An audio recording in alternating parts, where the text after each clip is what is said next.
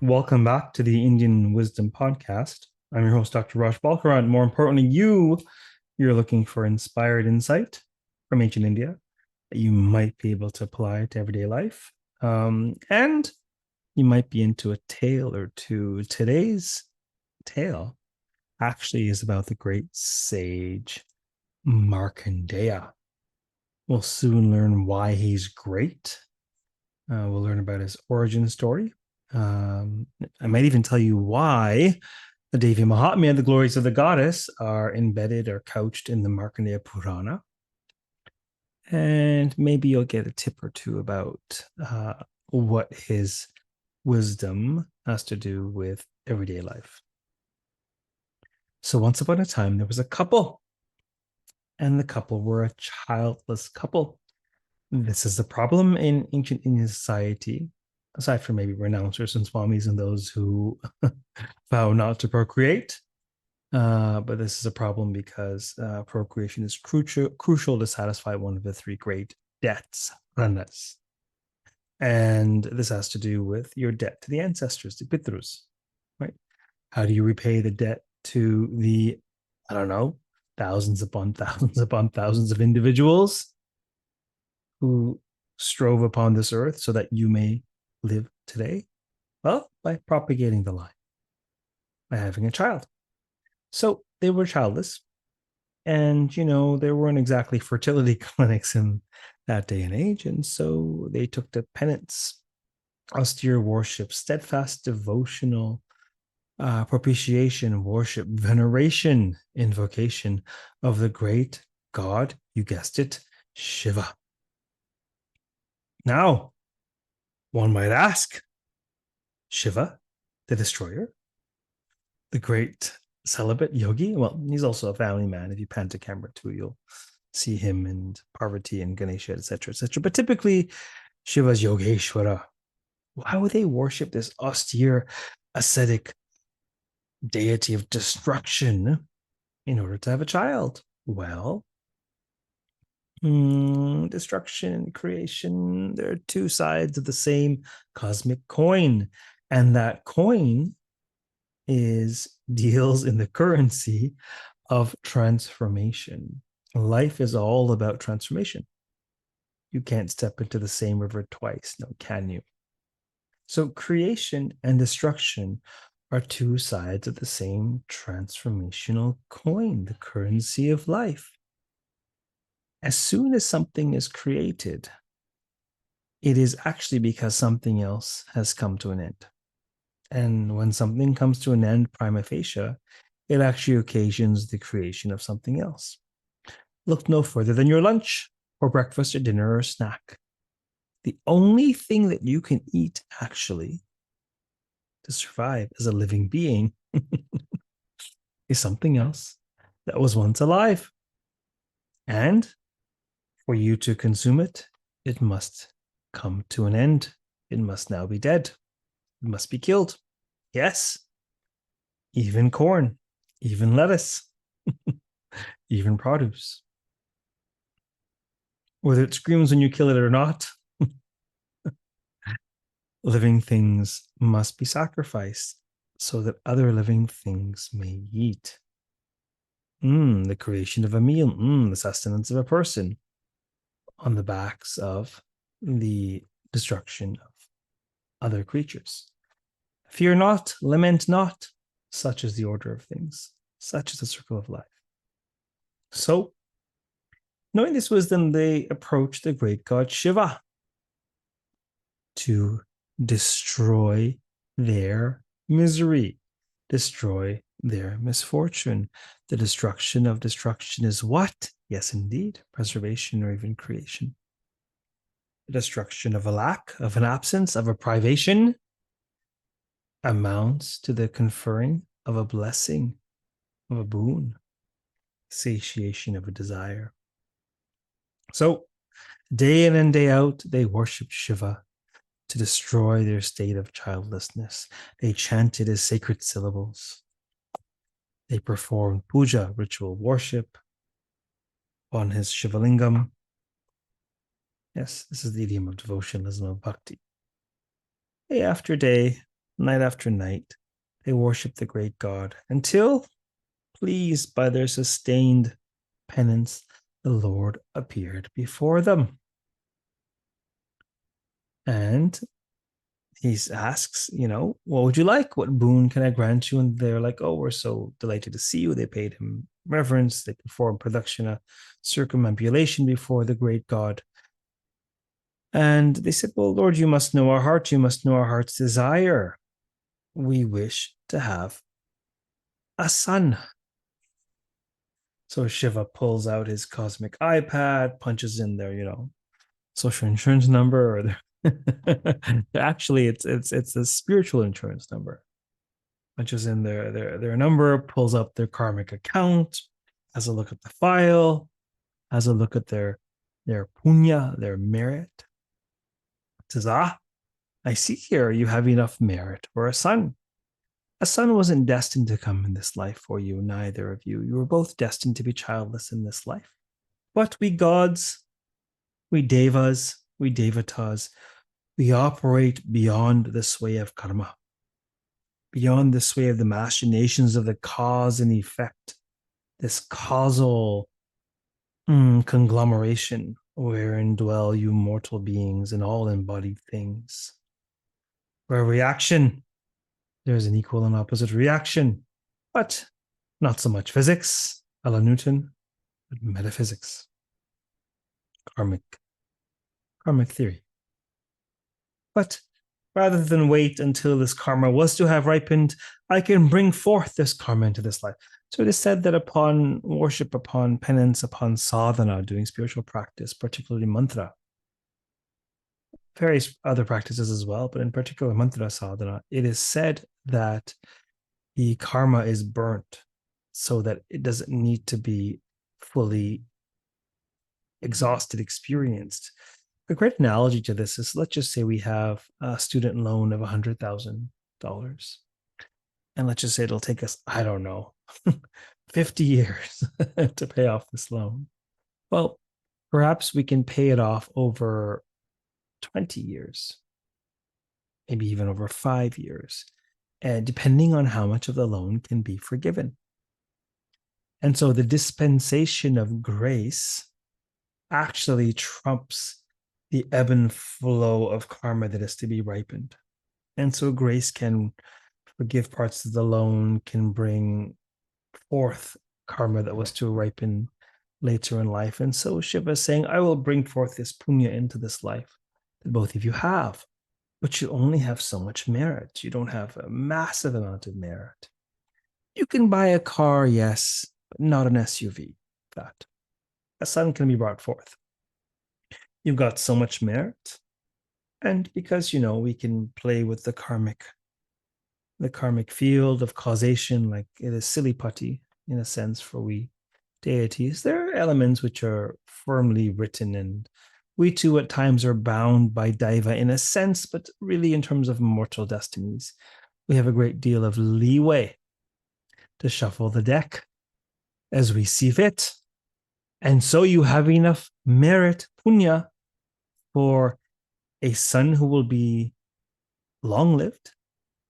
He'll live 100 years, but he'll be a bit of a dullard, an oaf, a little ornery, at times difficult to be around.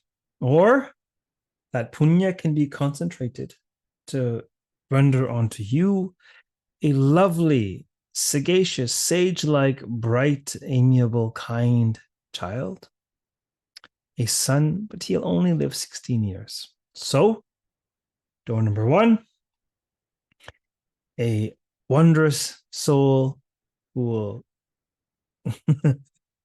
abide in your home for 16 years before he must depart this earth, or a long-lived oaf. Dullard. What's your preference? Choose your adventure, said Shiva. And so the couple, they thought little of this deliberation. They looked at each other, and upon conferring for a mere moment or two, they thought, well, let us have the lovely son. So be it. And so was born Mārkaṇḍeya. They called him Marky. Little Marky was born and he was a delight to his family.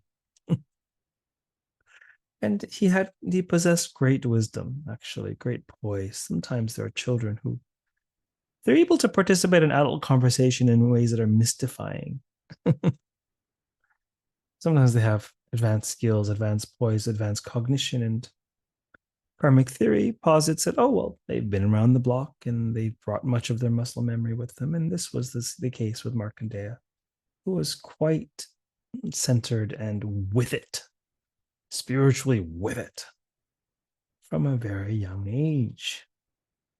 He was the pride and joy of his family. He was already a full-blown sage by the time he turned 12, actually.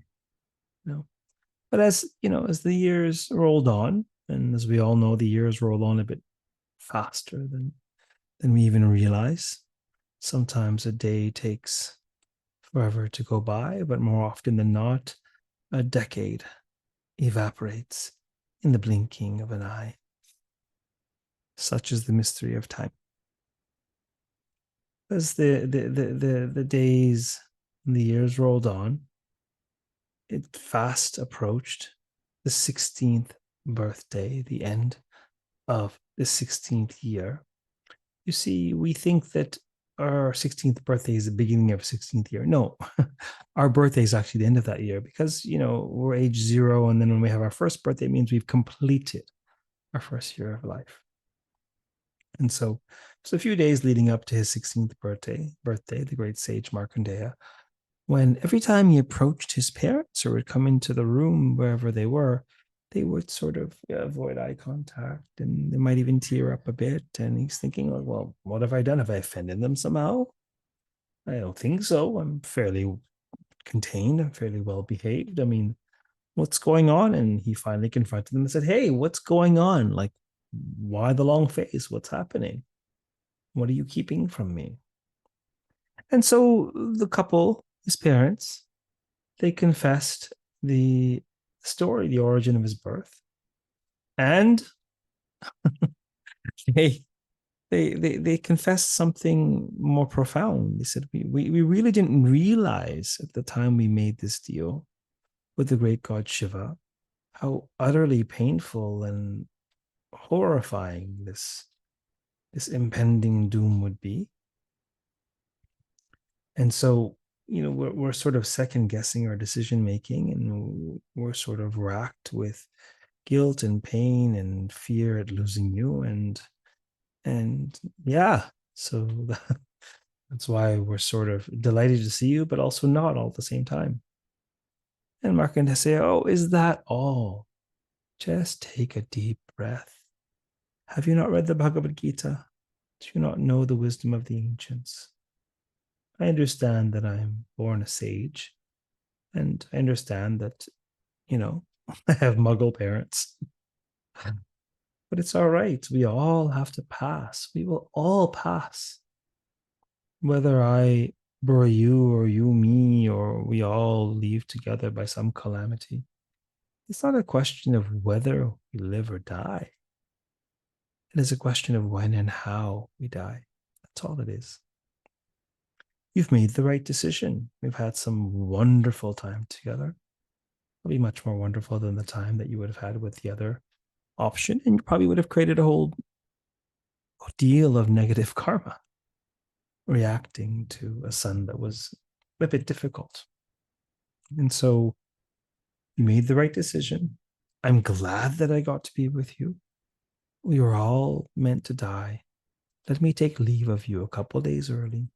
You can process, you can reminisce.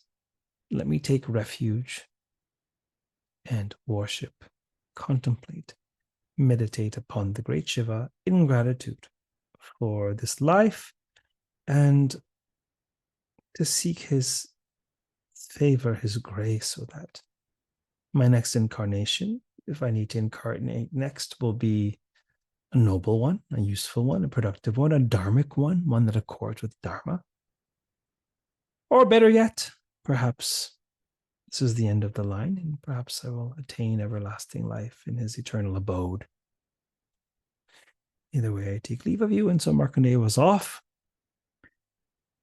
And Mārkaṇḍeya, like his parents, some 16 years before, worshipped Shiva day and night. He crafted a Shiva lingam, sort of an iconic representation of the great god and his potency, in stone, typically in dark black stone, and he consecrated it with mantras from his Vedic training. He established the energy of Shiva within the lingam, and he visualized the image of Shiva. He chanted dhyana, meditation, or mantras whereby he could visualize the form of Shiva. He chanted the sacred five-syllable mantra to Shiva. Om Namah Shivaya. He offered flowers and flame. He offered water and milk and honey and all sorts of delights he could find in the vicinity of his worship. And so his 16th birthday came, and the sun was about to set upon his 16th year.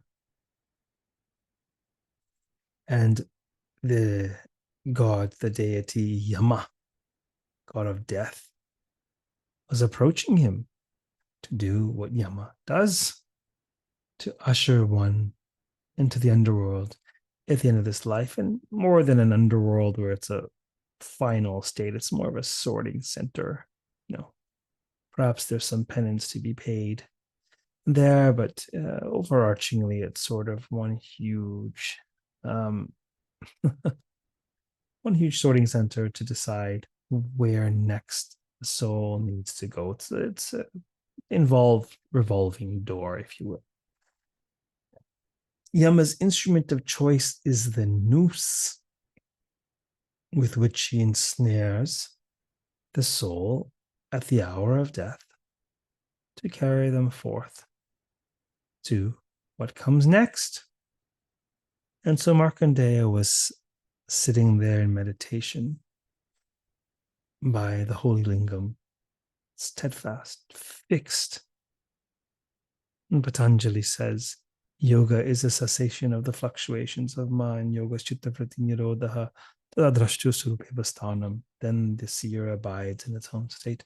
Mārkaṇḍeya was in this state, unperturbed, single-pointed consciousness, at one with the one.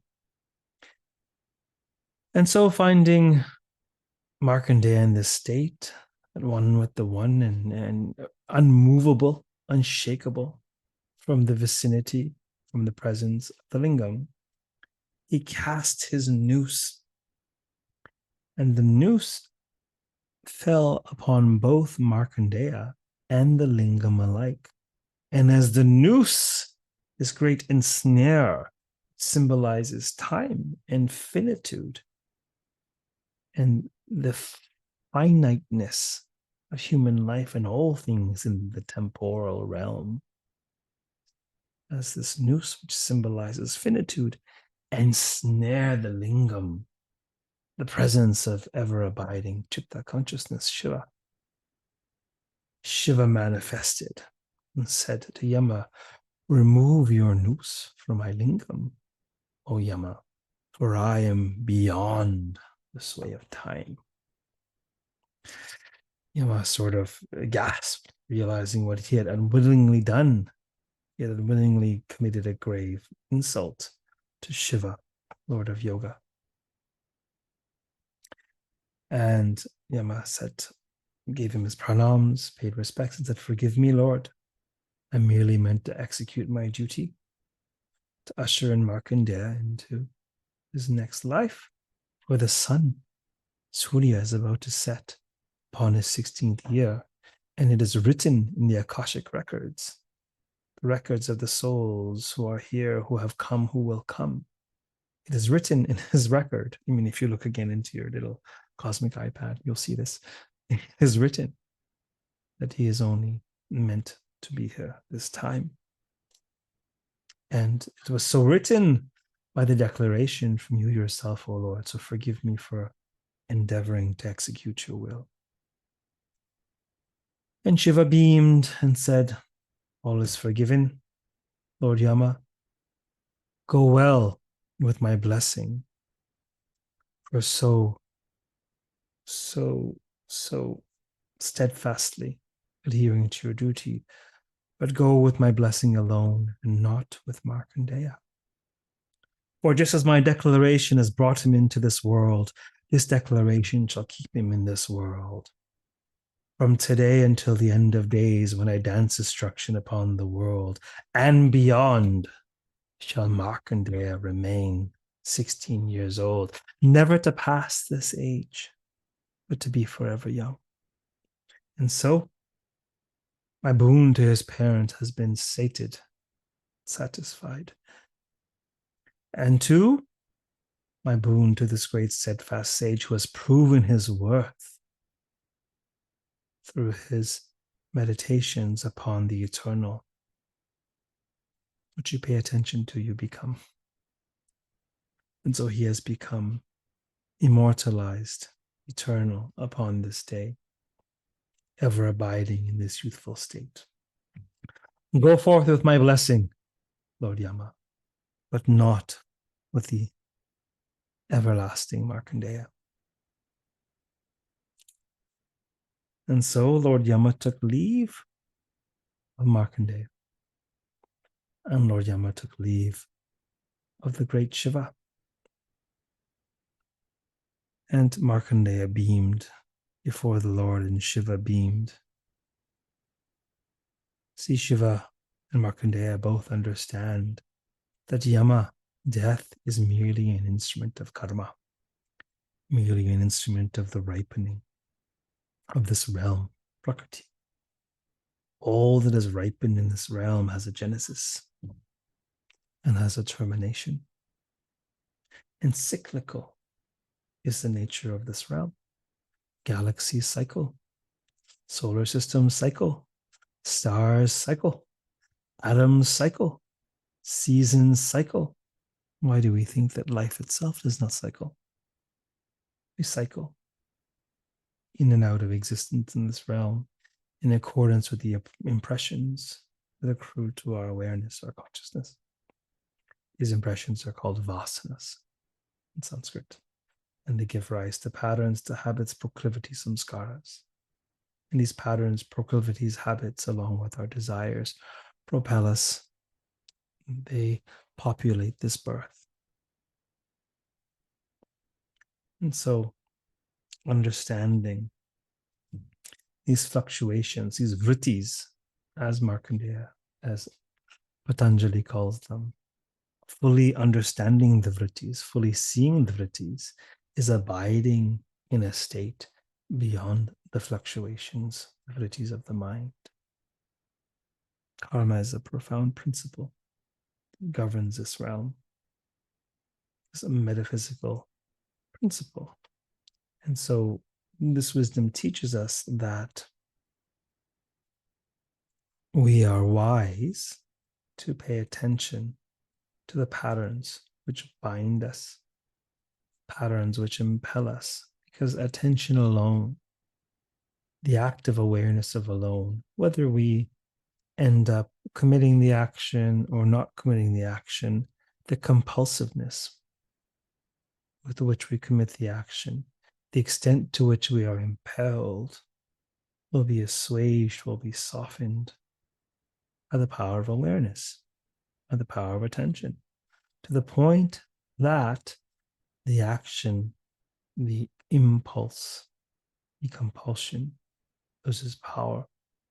And as our compulsive, impulsive self loses power, we who we are, the Atman, the self, gains power, gains freedom. Ultimate awareness renders ultimate freedom, which the ancients describe as moksha, liberation. Liberation from the bondage of this patterned, impulsive realm. So, this is a story of the great Sage Mārkaṇḍeya and how he, by the grace of Shiva, realized his immortal nature. Hope you've enjoyed this tale. I've certainly enjoyed sharing it with you. Perhaps you'd like to study with me. You're more than welcome to. I have an online school called the Indian Wisdom School. Perhaps you might even like to come to study in person at one of the international retreats I run. By all means, you can check out what I'm up to professionally at rajbalkaran.com and check out the online school in particular at indianwisdomschool.com. We're hoping to reach some people with this podcast. Hoping to get these teachings out from behind a paywall. So by all means, please, if you find this valuable, share it, like, subscribe. It really is a help. Keep well until next time. Feel free to reach out if there are requests for particular content you'd like me to expand on. Take care. Namaste.